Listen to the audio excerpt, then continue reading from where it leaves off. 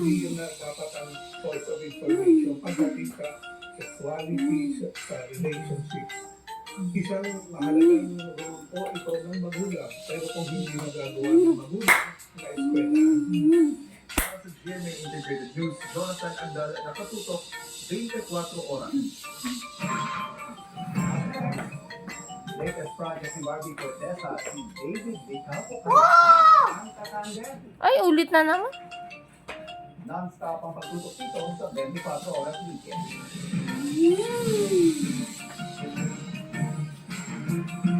Sa pamamagitan ng pagbibigay ng makabuluhang komentar, tulungan natin ang ating mga kababayan na maging discerning sa mga issues na nangyayari.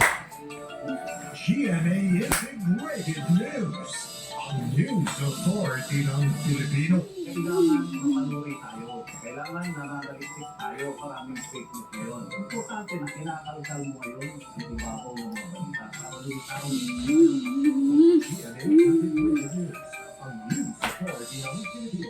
paggalang sa bawat panig at ang pakikinig sa bawat anggulo ng storya. Sa ganitong paraan, nangunguna ang GMA lalo na sa promosyon ng mga lokal na balita sa mga region. GMA Integrated News, ang news authority ng Pilipino. Mahalaga sa akin ang maganda at katotohanan. Hindi na po sila malingan. Tayo ang magiging malakas na boses nila para sila'y mapakinggan. Smile. Yun ang tunay na paglilingkod. GMA Integrated